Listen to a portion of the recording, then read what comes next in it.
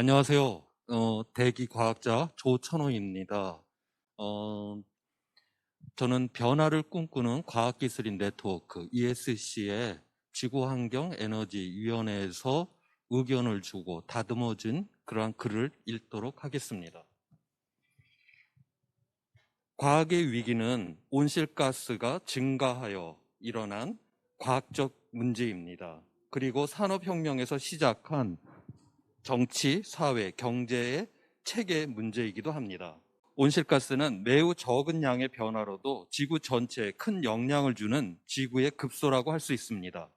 우리는 이 급소에 충격을 주어 지구를 가열시키고 있습니다. 지구 가열로 지구 조절 시스템이 불안정해집니다. 그러면 기후가 변덕스럽고 혹독한 상태가 될 뿐만이 아닙니다. 해수면 상승, 해양 산성화, 물 부족, 식량 생산 감소, 생물 다양성 파괴, 감염병 확산 등이 급격하게 늘어납니다. 온실가스는 수백 년 동안 공기 중에 남아있어 그 가열 효과가 누적됩니다. 화를 꾹꾹 누르고 있는 상황에서 사소한 말 한마디가 더해지면 쌓였던 분노가 한꺼번에 폭발할 수 있습니다. 이처럼 온실가스 증가라는 충격이 계속 누적되면 어느 순간 기후계 균형이 무너지는 돌발적 변화가 일어납니다. 이후에는 자연 스스로 위험이 증폭되어 회복할 수 없습니다. 2018년 인천에서 열렸던 정부 간 기후변화 협의체 IPCC 총회에서 모인 기후과학자들은 지구 평균 기온 상승이 1도와 2도 사이에서도 돌발적인 기후 위기가 일어날 가능성이 있다고 했습니다. 이미 지구 평균 기온은 1도 상승한 상황입니다. 결국 인류는 기후에 큰 영향을 줄 수 있지만 기후를 통제할 수는 없습니다. 그리하여 상처 입은 지구는 기후를 통해 우리 문명에 역습을 가합니다.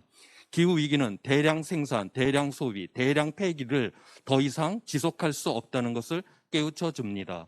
성장은 엄청난 양의 자원과 에너지를 빨아들이고 엄청난 양의 온실가스, 오염먼지, 폐기물을 쏟아냅니다.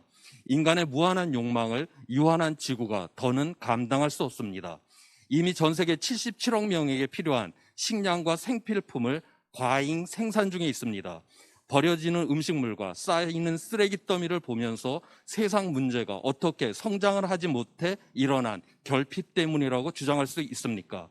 필요의 결핍은 우리 공동체가 서로 돌보고 아끼고 나누지 않고 있다는 것을 의미할 뿐입니다. 우리는 성스러운 성장은 끝을 모르고 내달리고 있습니다. 그러나 그 성장의 뾰족한 끝은 우리의 파멸을 가리키고 있습니다. 생존은 이 체계를 긍정하지 않고 부수고 나가는 데서만 가능합니다. 우리가 이 세상을 바꾸지 않는다면 지구가 기후 위기로 이 세상을 끝장낼 것입니다. 기후 위기는 누가 어디서 언제 얼만큼 온실가스를 배출했는지 상관없이 그 피해가 다른 지역에서 다른 세대에게 일어납니다. 그 결과를 야기한 원인 유발자와 그 결과로 피해를 보고 극복해야 하는 사후 처리자가 다릅니다. 기후 위기에 대응하지 않는 것은 정의롭지 않은 것입니다. 우리는 살아있는 지구에서 태어났고 돌봄과 나눔의 공동체에서 자라야 합니다. 죽어가는 지구와 붕괴된 공동체에서 인류는 지속할 수 없으며 그런 곳에서는 생존할 이유도 없습니다. 이 세상의 모든 아이는 풍요롭고 회복력 있는 지구를 상속받을 권리가 있습니다. 기후위기에 제대로 대응하지 않는 것은 미래 세대의 권리를 짓밟는 것입니다. 우리는 기후위기를 처음 인식한 세대이자 그 위기를 막을 수 있는 마지막 세대입니다. 과학적 인식을 토대로 지금 당장 행동해야 합니다.